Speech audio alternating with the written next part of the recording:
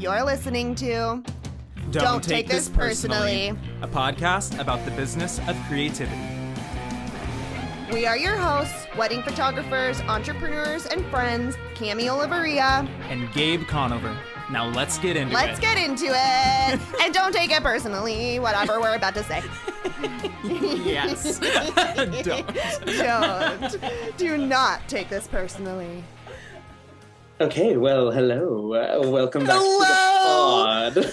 Welcome back to the pod. We hope you guys liked last week's where we were just like catching up about our month. What'd you guys think? Tell us. Tell us.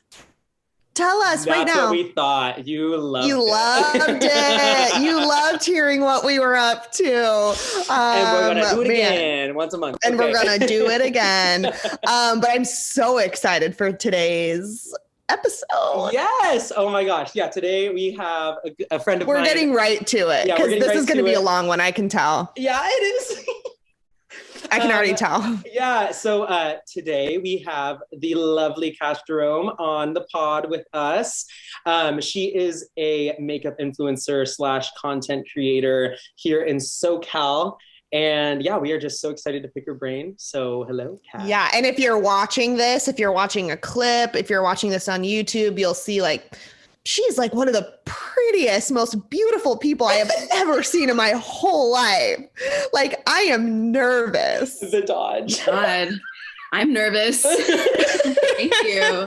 Thank you for this stunning introduction. Yes. Well, hello. We're so happy to have you. Hello. Yeah. Where are you right now? Where are you living?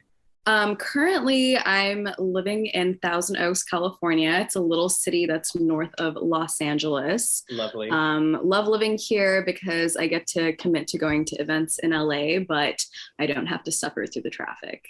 Oh, really? So coming from north to south doesn't do as much?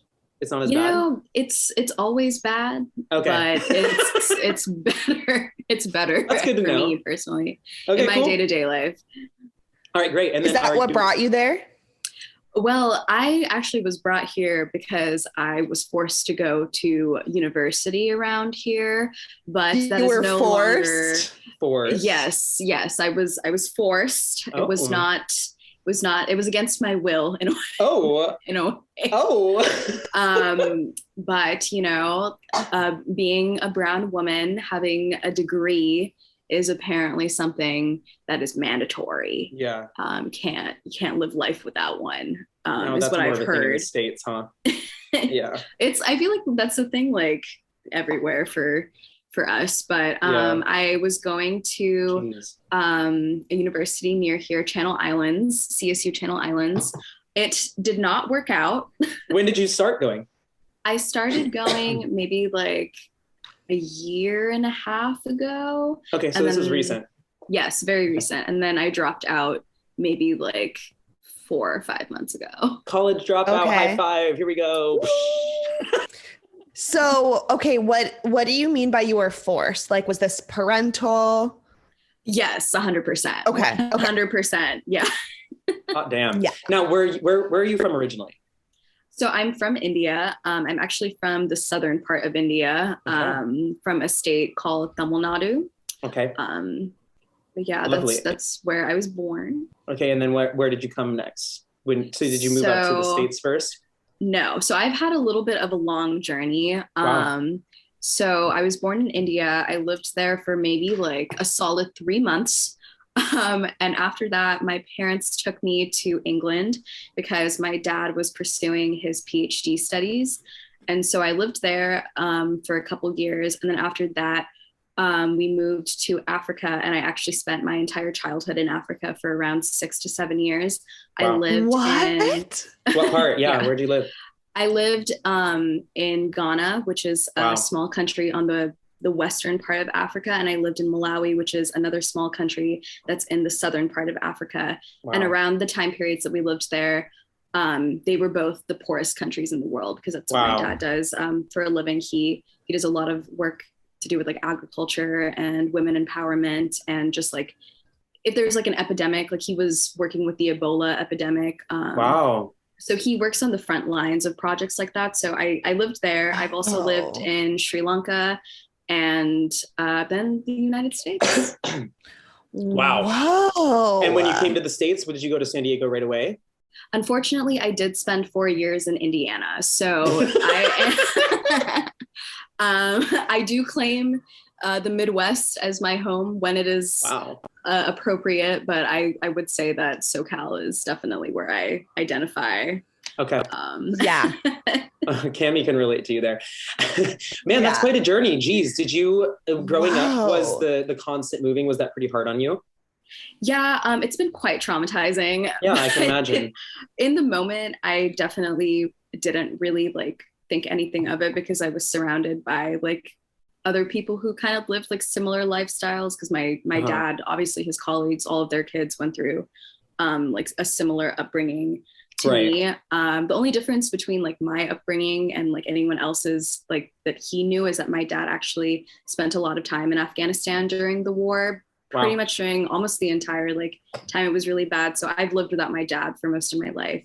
Wow. So that was really difficult for me, definitely growing up. But everything else, like I'm very happy to have a very like globalized view on the world. And it's something that I don't really know how I would live life without, because I see other people thinking about things and I'm like, that's very unfortunate for you. Yeah. Couldn't be me, but I'm sorry. It forced you into this like role of empathy, like pretty quickly, I'm sure. And just like seeing different cultures and literally living in different cultures. Right. Which I'm sure was hard to bring over here to America. Where things are so easy. Where was your favorite place you've ever lived? My favorite place, I guess, I mean, it's like hard to say because they were all so different. I think like selfishly, I want to say that my favorite place was San Diego because like coming here, everything was like way more stable. I wasn't really living amongst like poverty. We had like so many things. And like, I got to live with my dad for the first time since I was like a child. So I think like the experience of like moving here and finally having like a stable life was definitely like, it's going to trump like anything else. Totally. Yes. So things were like the most relaxed here for the most part. Yeah. Jeez. Oh yeah. What a journey. Yeah. Seriously, what a journey. Yeah. Because it's not like you were like, you know, like you literally experienced so many different cultures so quickly, like so quickly. That it would be really hard to bring that over here, I'm sure. So was your relationship with your family pretty good through all of that? Or like growing up, like were you guys all pretty close? Yes. I mean, it's really interesting. And only as an adult now have I kind of like realized like what was going on, but it's like very much that sense of like I feel like Rapunzel, like a lot of the time where I was like kind of trapped, like in my house with my parents, or more specifically with my mom, because I didn't have anyone else. There was no one else that I had known, like since I was born, to the point where I had like, I just moved so much. I had no like childhood friends. So like that sort of relationship, it gets very strained because it's like you are that person's like only person in the world to some extent. So growing up, like I was very close to my mom because I had no one else to be close to, but I mean, we managed. Yeah. What a great analogy. You thought of that so quick. But you didn't have any siblings, it sounds like? No. Whoa. Okay. Jeez. Interesting. Hardcore. Yeah. Just the two of you for the most part. Yeah. Seriously, just the two of you. Okay. And so then a year and a half ago, you moved up to Thousand Oaks.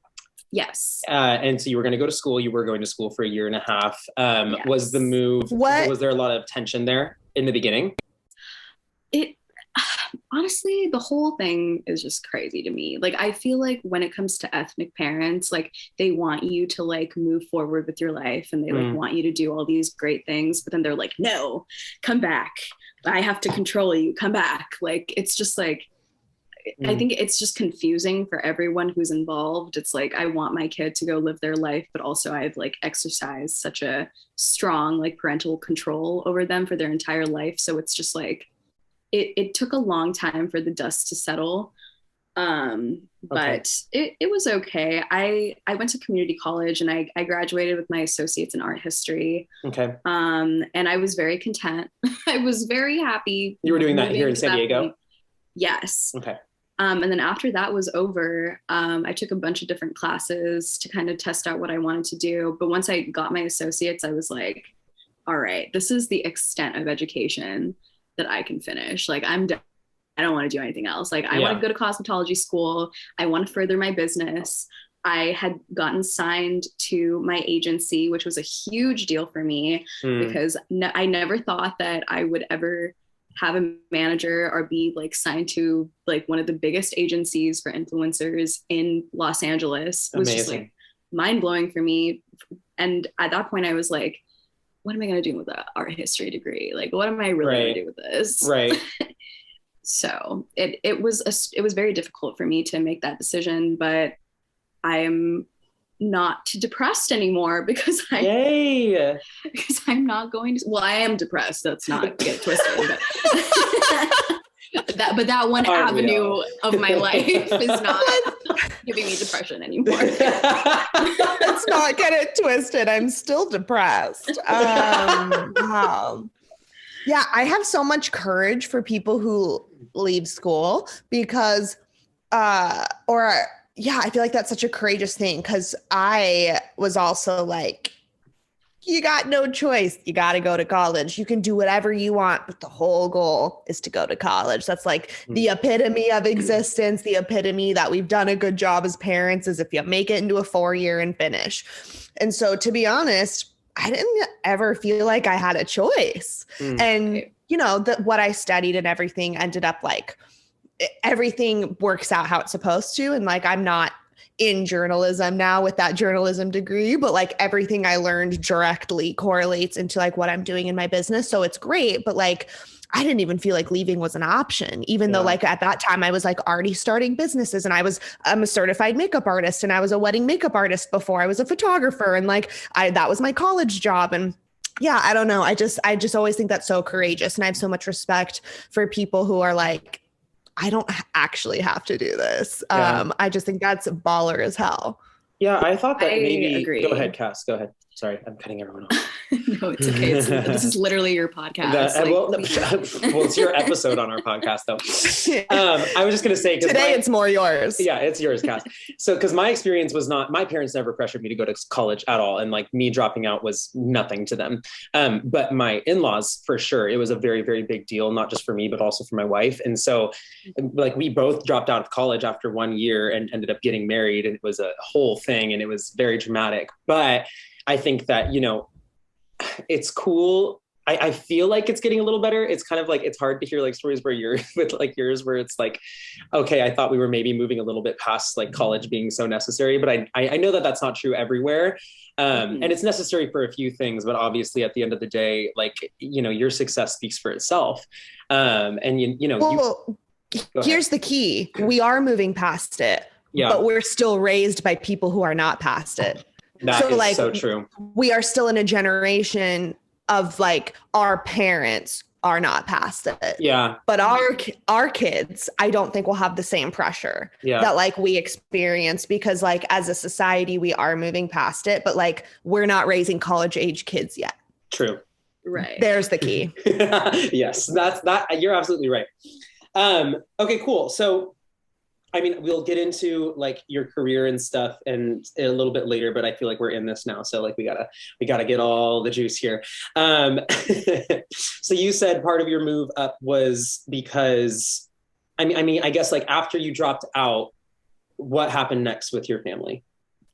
It was an interesting dynamic that kind of played out. I never thought that I would be able to kind of be like, okay, I'm not going to university anymore.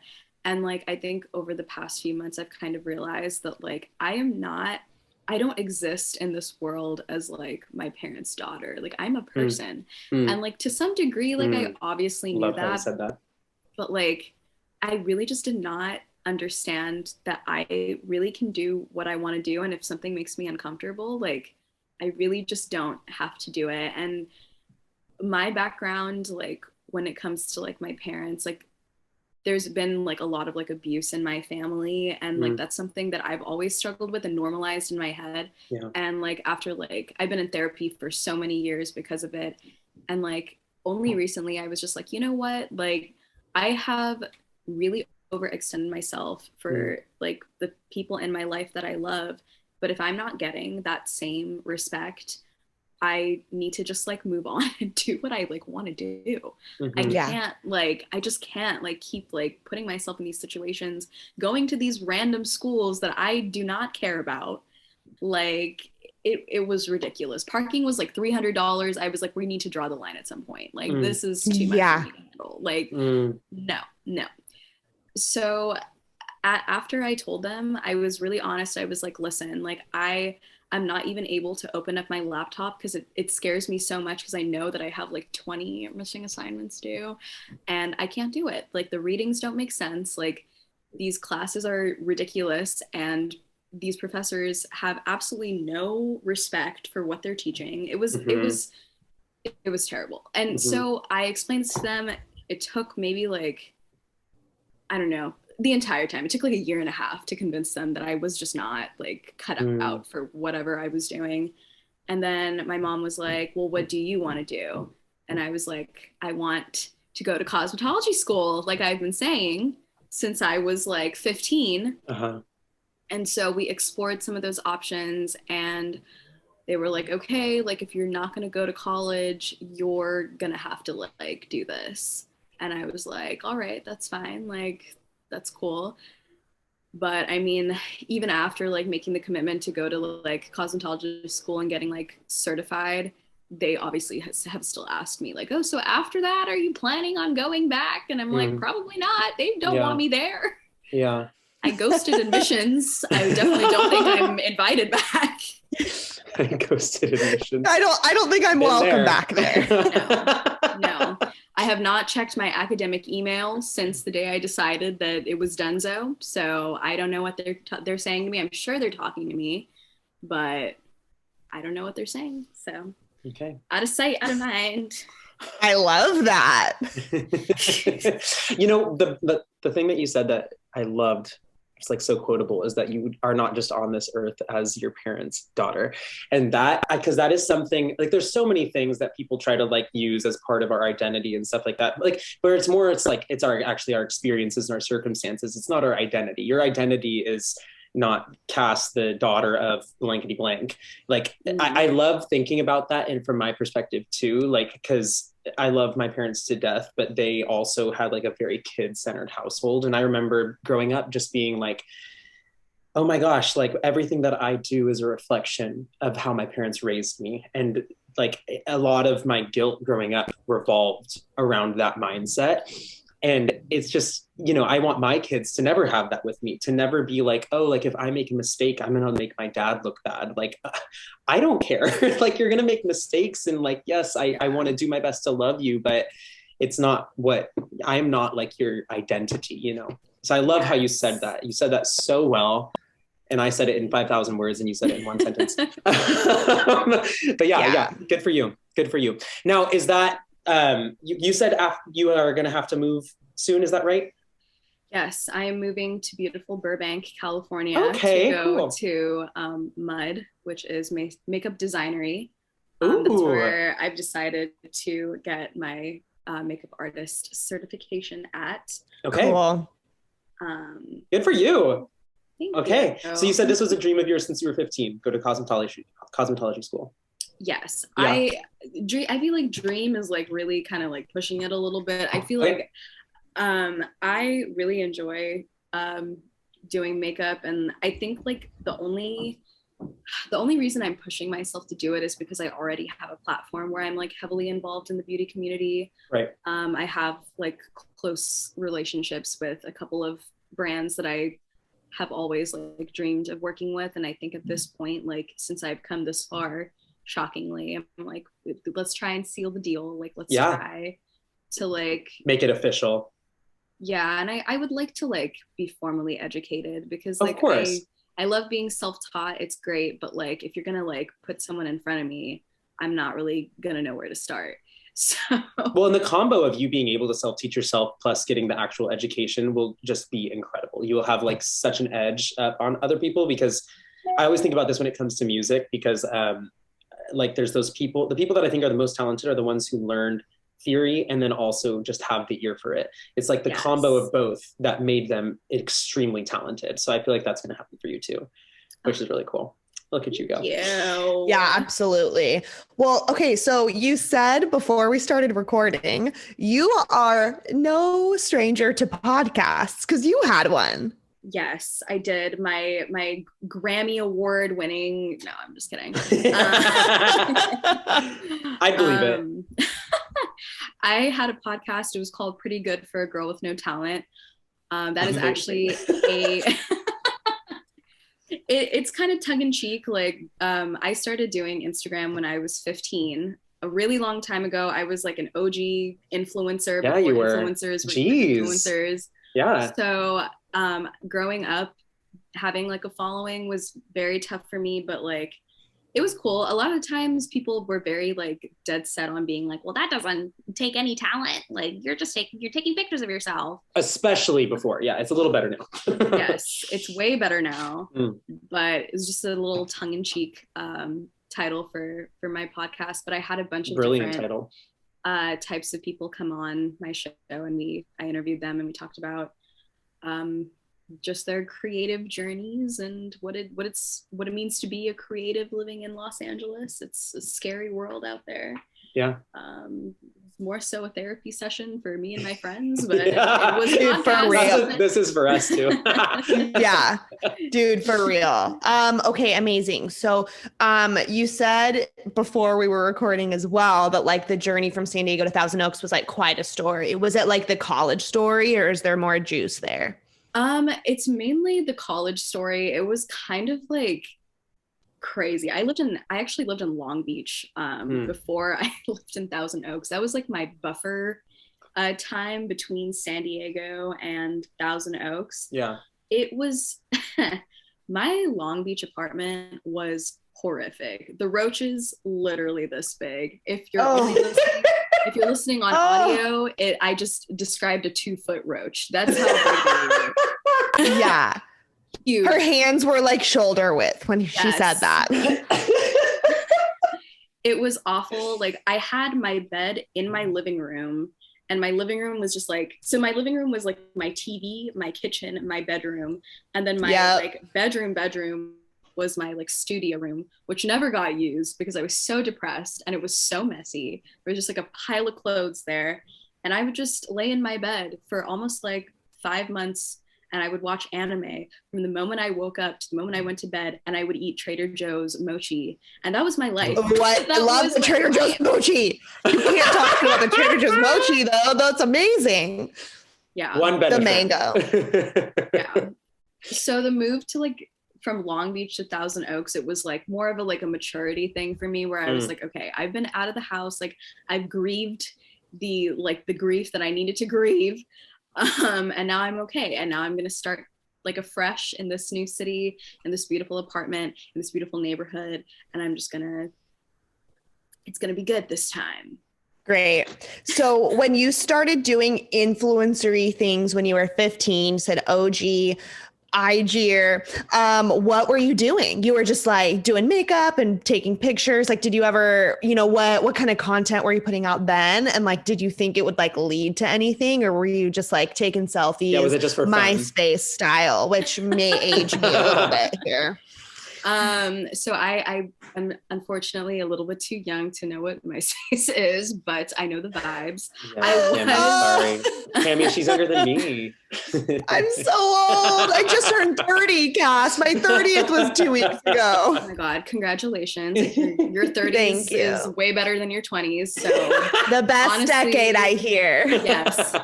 Jealous, honestly, excited to reach that point myself. Yeah, I was excited too for years. But I had a very, very interesting aesthetic back in the day. I primarily decided to put myself out there because I was very sick and tired of not really seeing people that looked like me that were like popular on Instagram and on Tumblr. I love that. That was like my whole motivation. Like I always really struggled with self-image. I had fought currently still fighting, but like I've been fighting an eating disorder since I was like a very young child. So putting myself out there and kind of like posting pictures of my body and like of my face and like all of those things wasn't really something that came super naturally to me. So I'm honestly to this day like still kind of surprised that I put myself out there the way I did. I think I was just kind of like, good for you. Whatever, let's do it. But I was very emo at the time. I went through a very iconic emo phase that lot of my followers, I think that's the reason. You and me both, girlfriend. Good, I'm glad. I never did that. I'm a recovering emo kid, but I never really got over it. Do you ever really get over it? No, actually, it's so funny. A little side story. I was at brunch with my stepbrother last week, and we were talking about like that weird year. I like lived with my dad for a year before, or maybe two max, a year and a half before I went to college. And we like him and I like weren't really close during that time or whatever. And he was like going off to college. I was like wrapping up high school, and he was like, "Yeah, I call those your black nail polish days." But then I looked down and I was like, and I still wear black nail polish like all the time, you know, like he was like, "I call those your black nail polish days." And I was like, dude, still in it, bro. Do you ever grow out of it? No, definitely not. I definitely still have my days. I'm like, all right, it's time to bring it out.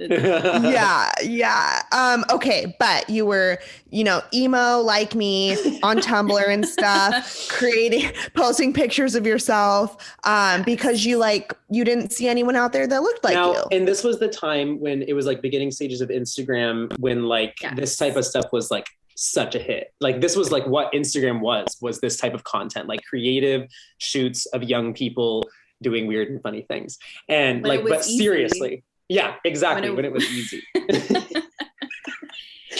Yeah. Okay, cool.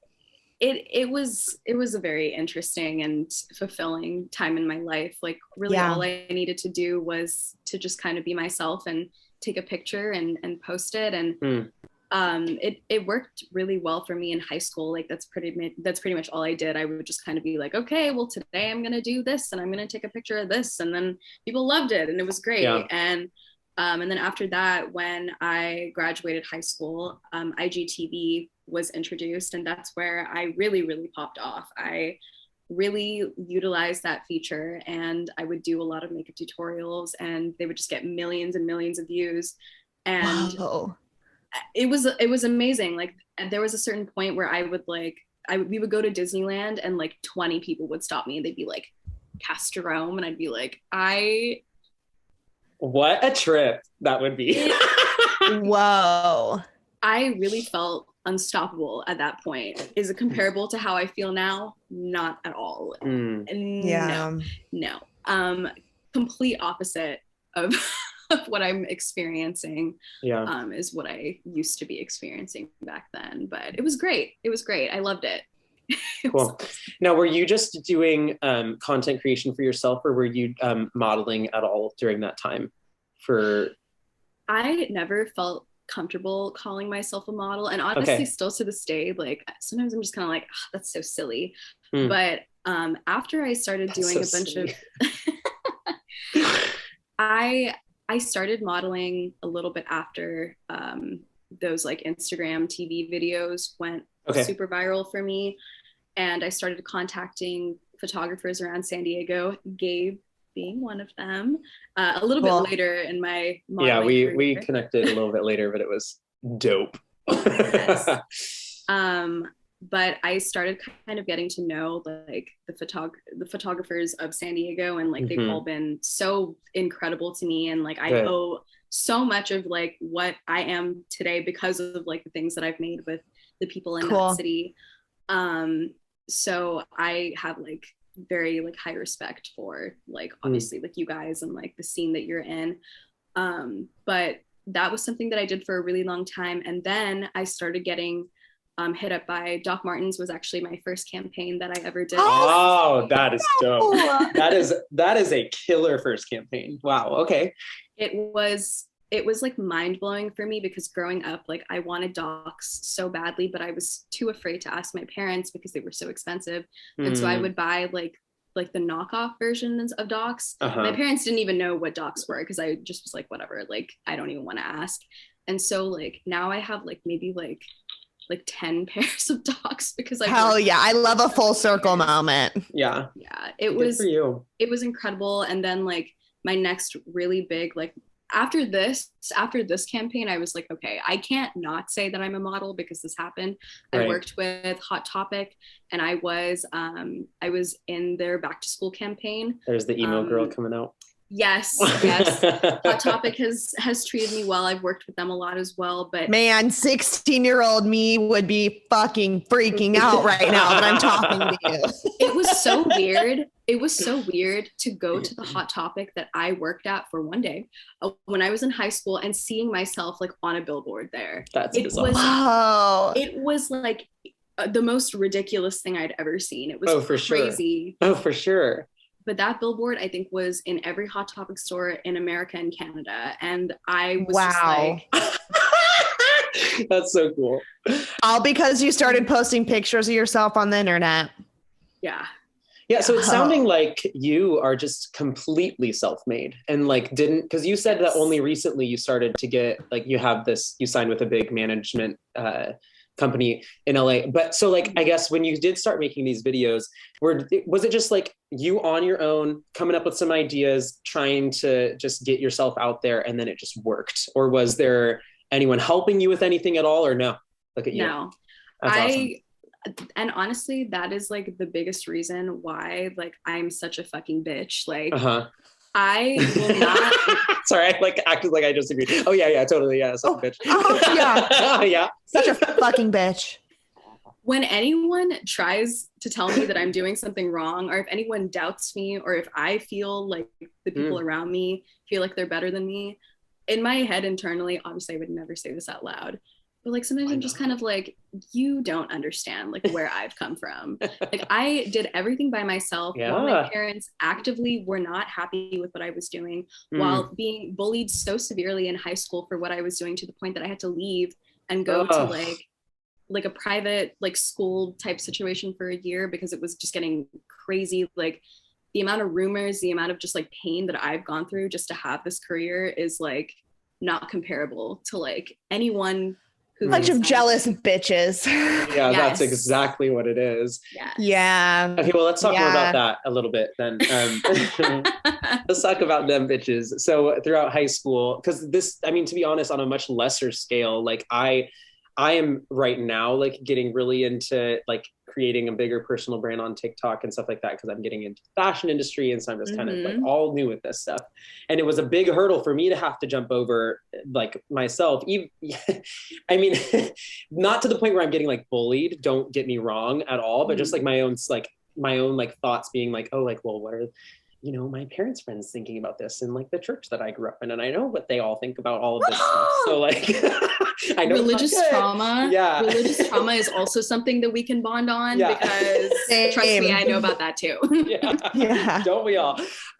So I would love to, I guess, but if you're experiencing that in high school, it's like times 10 because high schoolers they're terrible. They're just so mean. And they're the worst people. So I only had to deal with like a handful of them my entire high school life. But like talk to us about that, because you started doing this right when you were like in the middle of high school.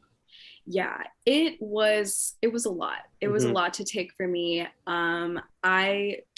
I definitely didn't care when I was in high school, and honestly, like the trauma of all of it really kind of impacted me more as an adult than it did when I was a teenager, because when I was a teenager, I was also like extremely depressed and like very dissociated. So the things that were happening to me, like being like a very suicidal person and kind of like being like, okay, well, I'm gonna have to deal with this for a few more years, and then I'm kind of I'm out. Like it's not gonna affect me anymore. I think it just kind of bred like this like invincibility that I felt like when I was a kid. Okay. And then becoming an adult and then realizing that like killing yourself is not really like a viable option if you're trying to have a successful influencer career, I realized that I had to deal with my trauma. Yeah, those things don't really go hand in hand. So no, not generally. Oh, damn. I know. Like, imagine being 24 years old and thinking about like the shit these bitches said in the hallway when you were 15. It's like the worst. I get it completely. Yeah. Yeah. Oh, Cass, I'm so sorry. So I think that a lot of people would want to know, I guess, so in my experience, like, and again, I everything that I post about myself, it's all new to me, right? So like I have like a handful of viral TikTok videos like that you like see like people comment on things, and like 1 out of every 10 maybe comments is negative and the rest are positive. And so I used to be like, oh, like when people get these comments, like, but most of them are good. Most of them are nice. Most of them are positive. And it wasn't until like I really experienced it that I was like, hold up. I don't even see those other 9. All I see is that one that is just like tearing me apart for no good reason. Mm-hmm.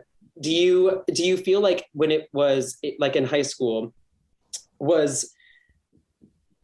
it's easier to say nice and negative things online? So were you not even getting positive reinforcement from anyone in high school? Was it just people saying these like negative things about you and like what you were, I guess, trying to do, making assumptions? I honestly, like, it's so interesting because I think like to a certain extent, like people were very afraid of me, or they like just were very intimidated by the fact that like I was a part of like this like group of influencers who were like just starting out on Instagram. I would have been scared of you too. People in high school don't do shit like you are doing. Yeah, like, that's true. Okay. People are so threatened by that. Yes, but what if I was wearing a full pleather dress from Forever 21 and okay, you were also an emo kid. Yes. Yes.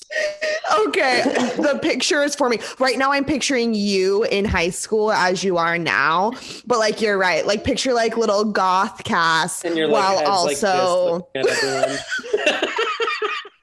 I was like very like emo indie girl. Like I, to some extent, yes, like I understand I was still like a hot girl. Like it makes sense to me. I understand like why people felt that way. But I like also like I'm like a very intense person. Like I've always been a very intense person. So like to some extent I understand that. My like immediate group of friends that I had were like at the time like really amazing and supportive and would help me like a lot with the things that I like wanted to do, and it was really cool. Yeah. Over time those friendships were really, really strained because I think to a certain point, like once like your friend starts getting like a lot of success, like it's very difficult to be like within like a group like that. Oh, Cass, I lost a lot of friends. You know what I mean? Like in the early days of my career, and then specifically like in college when I was in college, but also had my successful wedding makeup business and like had a lot of exciting things going on. Yeah. A lot of fucking bitches dropped out because they couldn't hang. You know, it's deeply threatening to people when you're when people are, I don't know, it's just like people are jealous, but like people watching other people succeed is deeply threatening to people sometimes. Yeah, and like, it is. Now I'm going to go on my little rant, but like, that's why I believe like you are like the average of the 5 people around you. Gabe and I talk about this all the time, like surrounding yourself around other people who are also driven and excited and, you know, working on themselves and have passions, because like that only feeds off of each other. And honestly, like the friendships who aren't there they can't hang. They can't. And at this point, like, it's like, there's nothing that I have in common with like those people anyway, that I would even like care to discuss or talk about. Totally. And like at this point, it's like I'm good. Like I'm really okay. I'm not afraid to cut people off. I've lost many friends over the years, and I'm fine with it. Like I would much rather be alone and be at peace alone than be surrounded by people who like have no idea how to run their lives, make decisions, or think for themselves. Like it just is not a priority to me. Right. Yeah. And I think I've been like seeing this as like we have kids that are growing up, and like when you're a kid, you have your friends are the people that are convenient, like the friends that are the people that you're just around all the time anyway, because mostly because of your parents, you know? So like, it's not like Eli, our oldest, can just go off and like go find friends, make his own friends in the middle of wherever. He can't do that. So the friends that he has are our friends' kids, and like they're not going to last forever. Trust me. Like I know, like they're just so different, and yes, they have fun now, but it's easier to relate with like a bigger group of kids when you're a kid, and then you grow up and you figure out your own things, and then like you just like get rid of them. And it shouldn't be anything that is very dramatic. It shouldn't be, but unfortunately it is. Yeah, people do not know how to just make a silent like exit these days. It's got to be like blazing lights and totally like. Oh, Gabe knows. I just had one of those. Yeah. I was actually thinking about that when you were talking about losing your friends. Even as a 30-year-old, it happens. So let's go back to, you said that like originally you wanted to start doing this because you weren't seeing anyone who looked like you represented in this industry. Now, let's talk a little bit about that. And so like I mean, I feel like even when I see you post now about it still happening, you know, like still people comment these absolutely shitty things that you cannot believe people even think to even say, you know, whatever, it's mind blowing. So when you were young, what was your experience with, I guess, putting yourself out there on social media as a non-white girl? It was, I mean, the whole thing has been like such a hectic and crazy journey. If I kind of just like look at all the negatives, I try to just like kind of forget all of the weird things I've experienced, just not being like a white person online.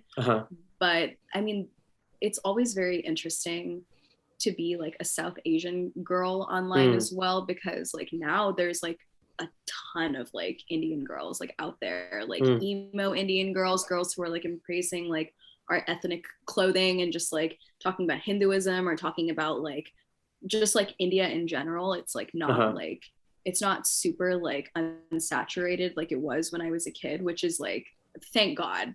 Right. I feel like at a certain point, like it was like me and like maybe 4 other girls were like the only like really well-known Indian girls who like had audiences on Instagram, which at that point was like mind-blowing because there's more brown people in the world than there are like any other race of people. Yeah. So it was just like ridiculous at a certain point.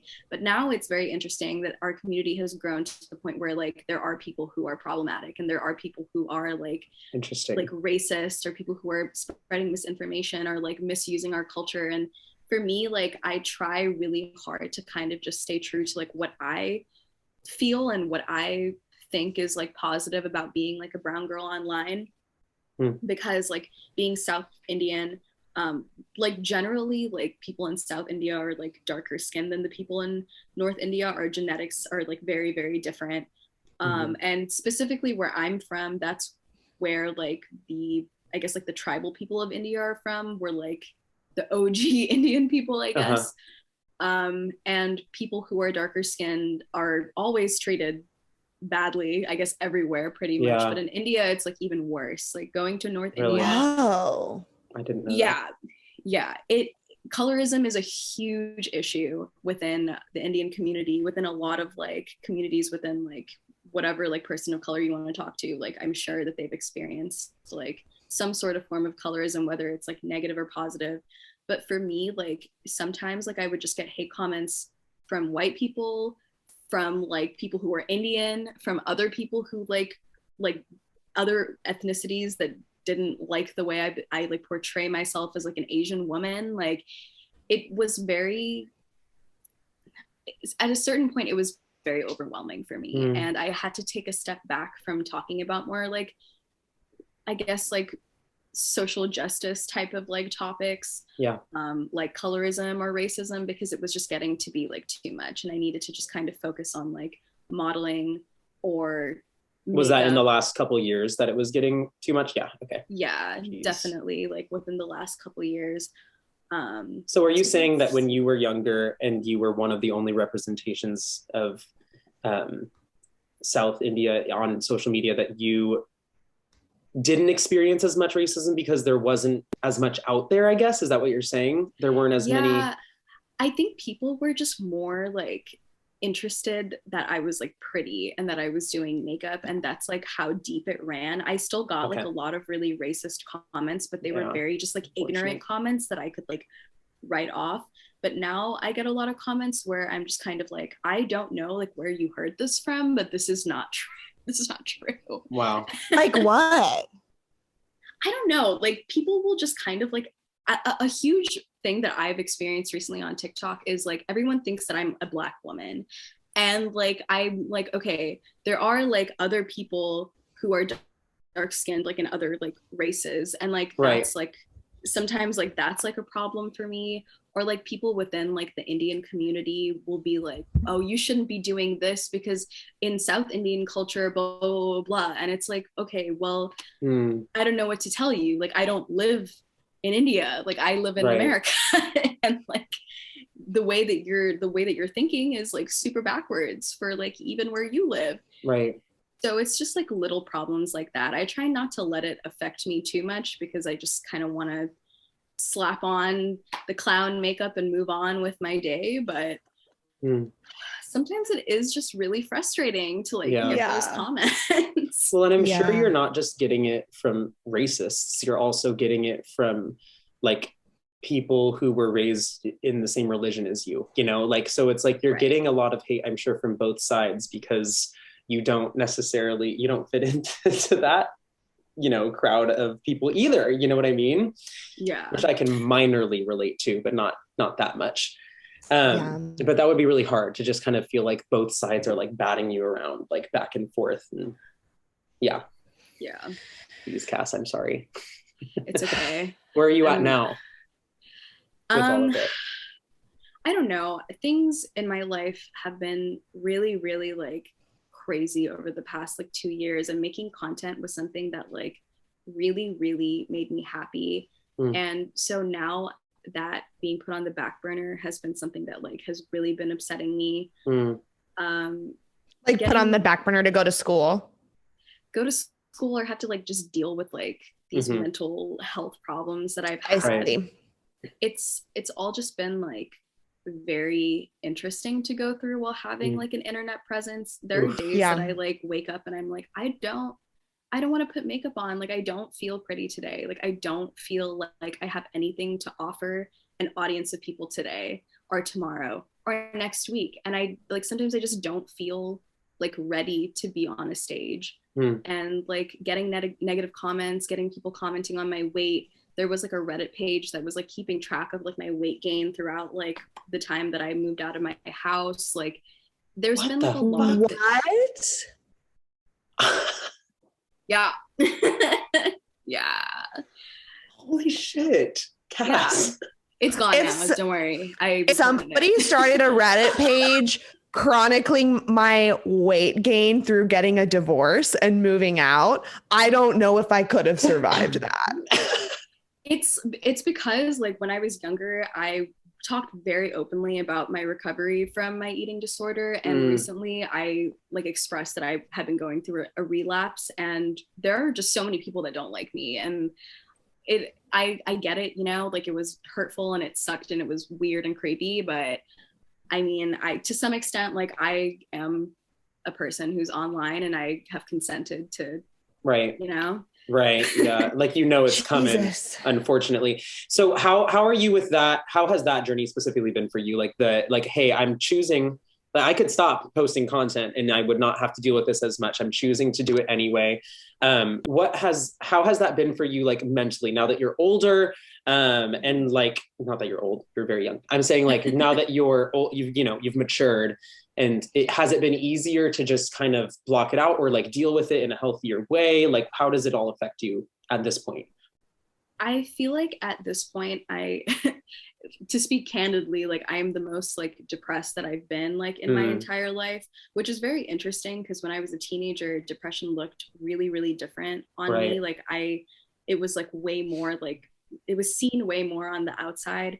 But now like in my day-to-day life, like I present myself as being happy, and I try my best to like put on a strong face for the people in my life, because I don't want to live like I did when I was a teenager. Like I want to be happy and I want to move forward. But sometimes I wake up and I'm like, I have enough energy to be okay today, but not really to post content today. So that's something that I've really been struggling with. Even just like modeling, like I haven't been in front of a camera since like I shot with Gabe, actually. Really? That was really, like a year ago. Long time ago. Wow. Yeah.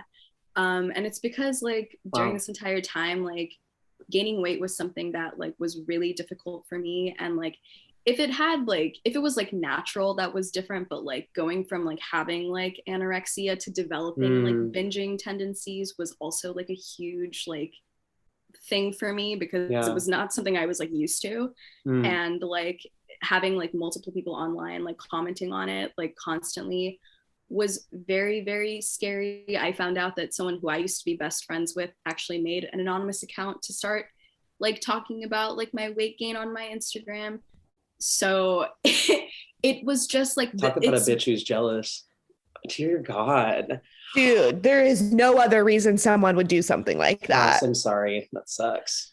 It sucks, but you could ask any like influencer out there and they probably have like a million stories. Like no, this. for sure, like, for sure. It's crazy, but and I wish it didn't affect me, you know, like I wish I was just kind of okay. And I have days where I'm like, okay, I'm gonna make 10 videos today, and then I have like weeks where I'm just like, I can't do this anymore.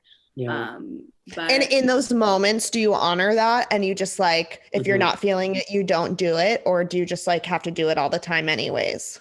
I try my best to do as much as I can, but I am never going to let myself do something that I don't want to do anymore. Like I love that. There is like not any campaign in the world that's gonna like be more important than me having to sit in bed and play Pokemon and watch a TV show that I used to watch when I was a kid. You're speaking Gabe's language. I have almost beat the entire Arceus game already, so. How? We'll talk later. Yeah, we'll talk later. Right over my head. But okay, if we can take a quick divergence from what we've been talking about. Well, actually, wait, I have one more question before I get into some businessy questions. Yes. With everything you just said, why do you keep showing up? Like, why do you do this? Yep. It sounds awful.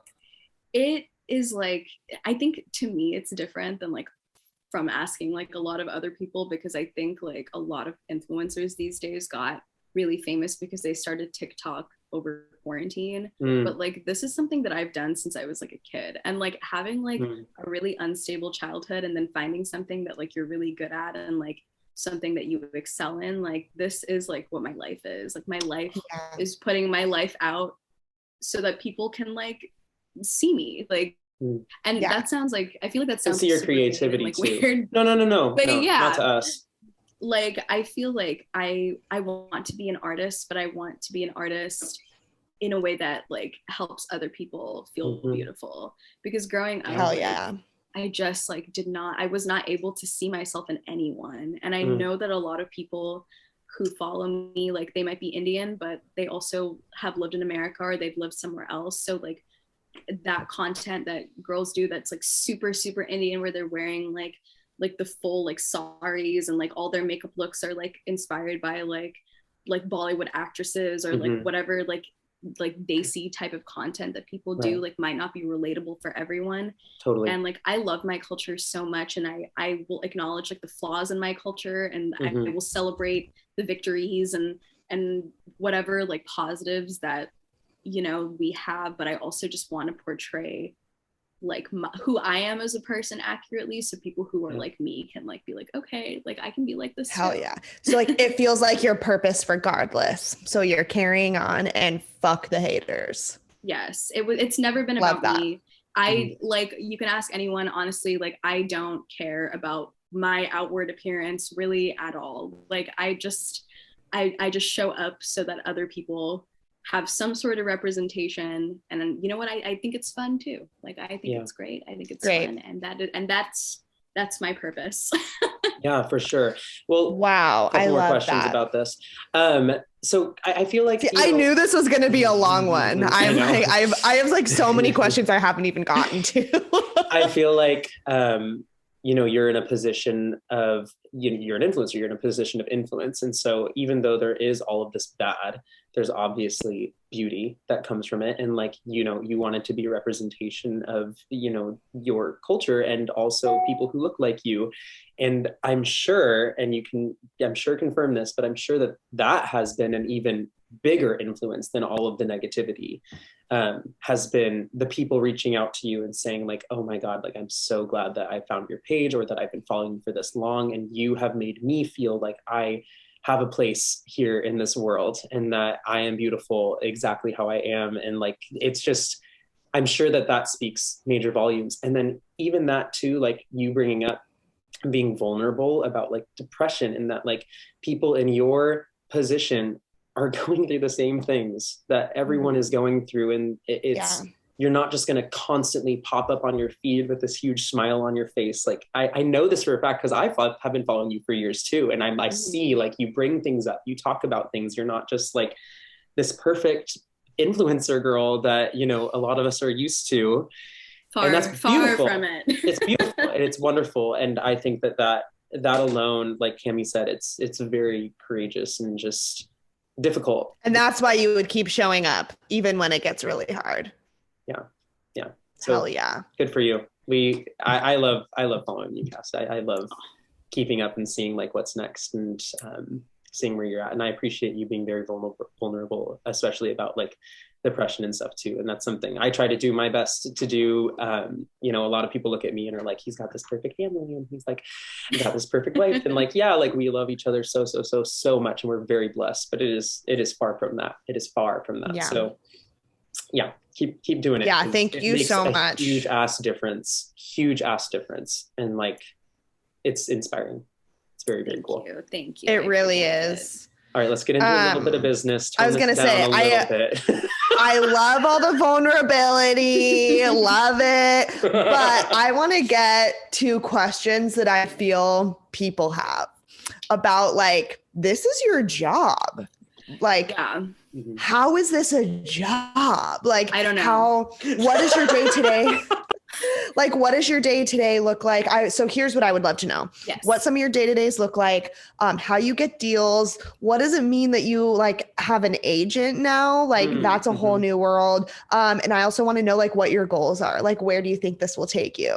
So that's kind of where I want to go with this conversation. Like, this is your job and I want to know how, like the nitty gritty. What does your day-to-day look like? So when I wake up and I'm ready to make content, it has completely changed over the last few months. Instagram obviously is going through a little bit of an identity crisis. Yes. So things had to be kind of switched up for all content creators. Like photos are out, unfortunately. Goodbye. Oh, still static images. Such bad news for us. It is so infuriating and it's so sad. I literally like used to love doing my makeup, doing my cosplays, and I would take my photos. I would take hours taking photos and then I would take hours editing them, and I felt it was amazing. And now to sit and film a video, like that takes a whole different set of skills that I'm very happy that I cultivated over like. Yeah, you did. You nail it. I watch your videos. I watch your TikToks and you nail it. You know what you're doing. So photos are really out? Literally from the mouth of Instagram itself, photos are out. What a weird thing to say. Photos are out, guys, in case you didn't know. Cami, you'll be fine. I was on a call with Instagram a couple months ago where they were discussing like where like Instagram was headed, and everyone was like, okay, well, we're not really seeing any interaction, like, and they're just like, it's because you're posting photos, like, what do you think's gonna happen? You're the level of influencer that you're on calls with Instagram? So I am an Instagram creator. That's like they basically send you a Christmas gift and a birthday gift and like random sweatshirts throughout the year. It's very cute. Times 5,000 they should. It's great. Like I have an Instagram manager as well, who I work with along with my manager at my management slash. And so there's like a selected group of influencers who are affiliated directly with Instagram. And luckily, I somehow made the cut. I think it's it's because, you know what? I think that they probably saw your diversity because you post the photo content and then you posted the video content when it first started. They were like, oh, this girl can hang. This girl can do it.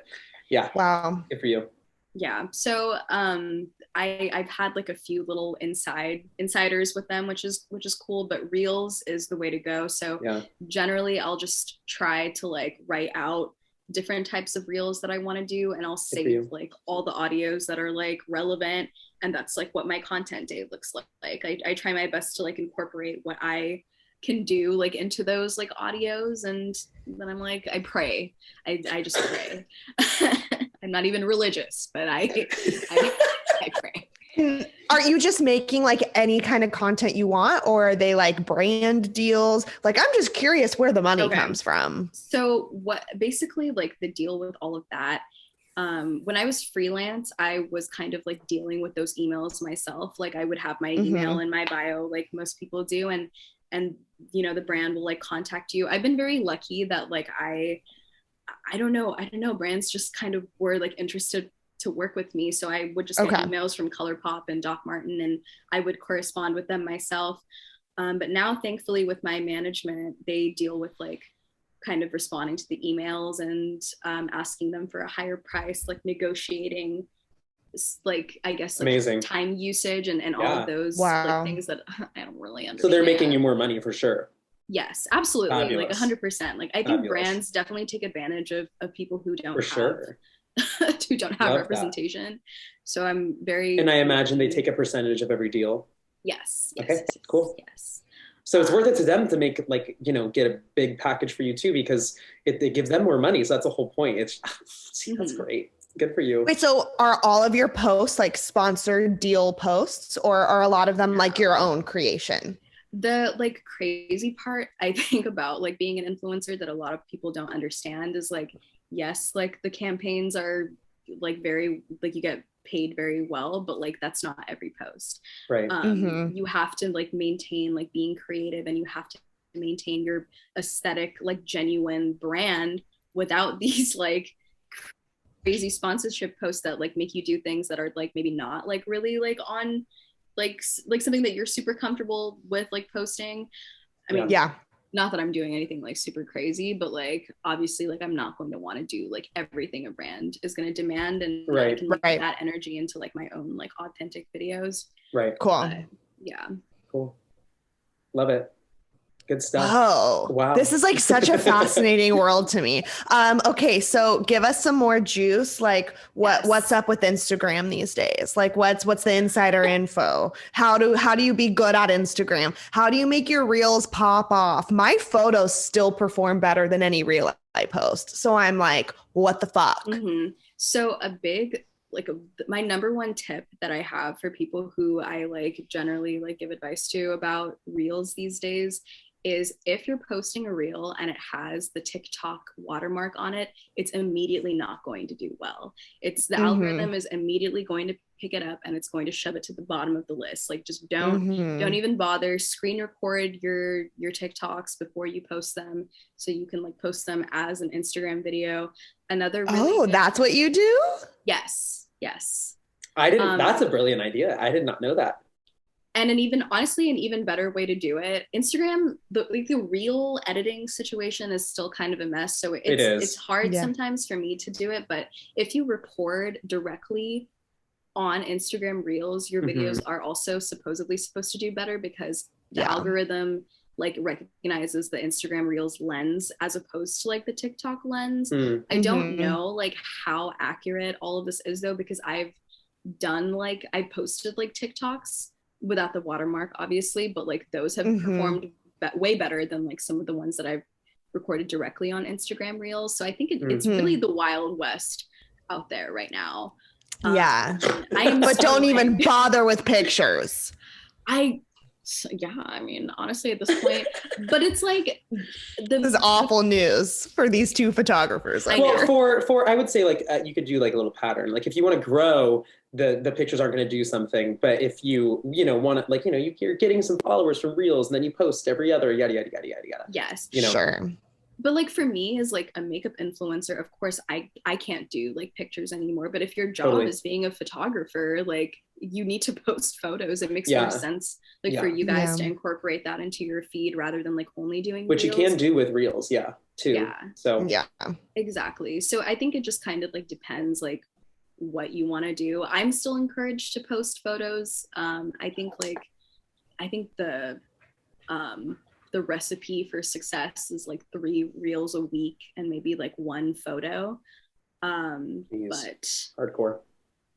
Yeah, it's hard. I feel like I struggle so much as well. So don't feel like I'm out here with the answers. I literally have been on phone you're calls an expert. with them and But I feel like the thing that matters the most is consistency, especially with TikTok. I've noticed that like you can post a bunch and eventually something is going to take off. And then once you roll with that momentum of something taking off.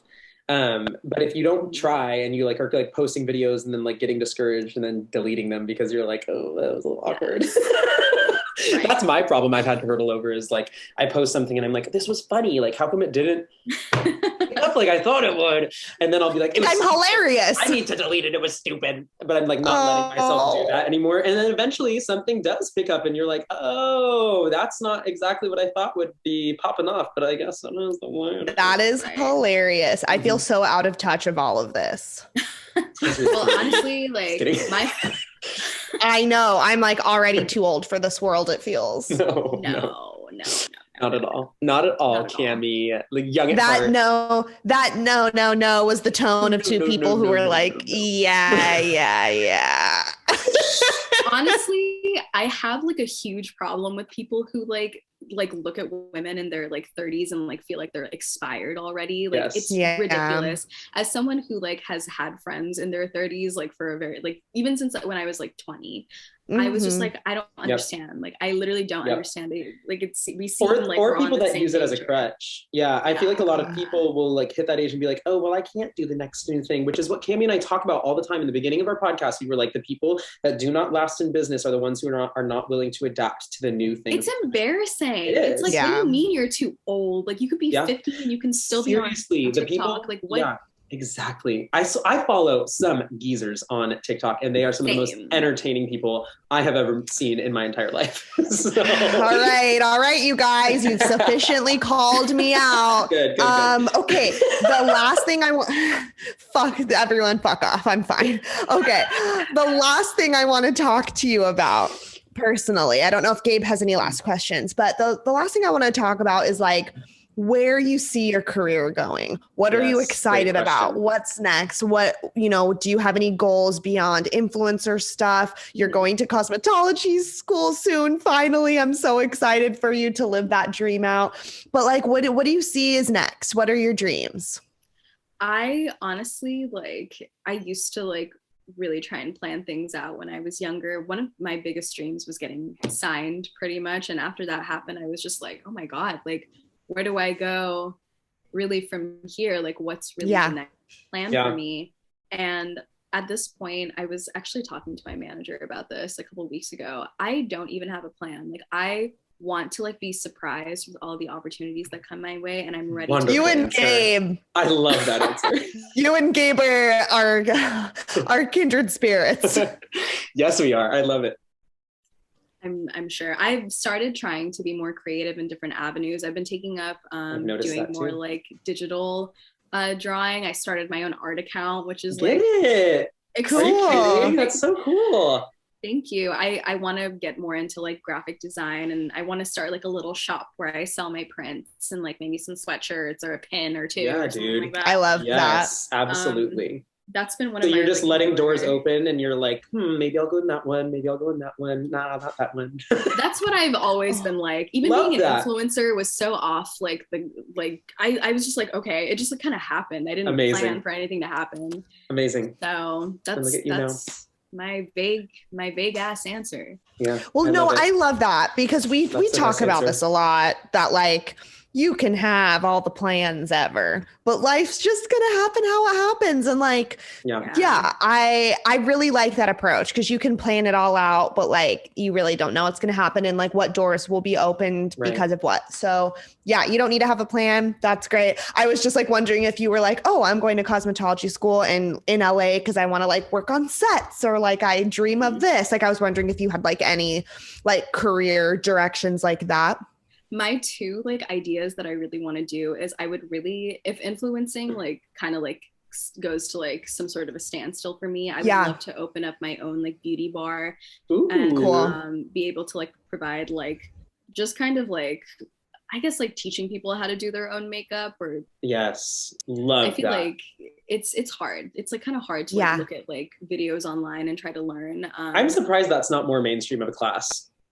I know, me too. I feel like doing it in person, having someone else do it on you and then doing it yourself, I feel like seems like a better way to kind of like learn how to do it. I would have really appreciated that. Like growing up, I would have loved if someone could have helped me. Well, everyone's skin and like complexion and stuff is all different. So it's not like you can just do the same thing to everyone and it'll get the same effect. And then everyone has different things that they want to do, you know? So makes sense. Right. Good for you. So doing something like that would be really cool. And I would love to like work on Broadway, doing Broadway. Ooh, I love that. That's awesome. Cool. Or maybe be on Broadway. I haven't decided yet. Yeah, see, I knew. I was like, I knew there was something for you, maybe. I love that. Well, I had a funny moment on Tuesday night when I was out on a date with my boyfriend. We were, after a half a bottle of sake, I was like, look at who I'm interviewing on Friday. And I like pulled up your Instagram. That's when I followed you, actually. I was like a little tipsy, like, follow, let's look at all of her stuff. And I made him watch like 5 of your tutorials. Poor man. This poor man. I was like, look at how cool she is. So I was so excited. Yeah, you're so honest, beautiful. I watch all your TikToks too. I'm like, with all the different like makeup transitions you do. Dude, yeah, you're so impressive. This girl is on it. She knows. Yeah. She knows. You are so fun. You are so fun. You are welcome to come back here anytime and talk to us about whatever you want to talk about. We'll publish it. It could be anything. Wow. Thank you. Honestly, that is a huge honor. As someone who has had a podcast, I understand how valuable time is. So thank you. Thank you so much for we see how valuable your time is too.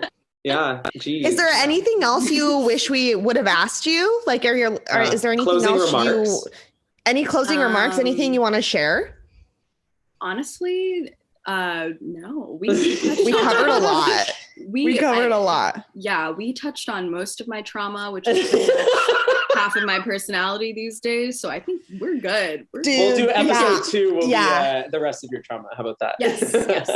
Yeah. No, it's so funny. It's like, did you see that meme where it's like, if it's not us having deep, meaningful conversations, I don't want to go. Like, have you seen that? Yeah, that's like me. No. Like all of my conversations turn into like oversharing. Like, let's hear about your trauma. Yeah. Literally, I called someone yesterday to talk about a second shooting opportunity. Never met her. We were on the phone for 3.5 hours about our divorces and all of our trauma. You know, so like, it's pretty funny.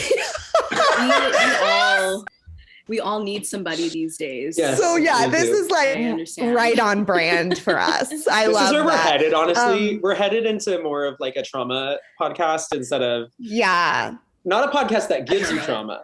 The opposite. No, well, maybe. I don't know. That's true. We could. You guys don't want to turn into the Joe Rogan Experience. Oh, don't come after us. No, we don't want that.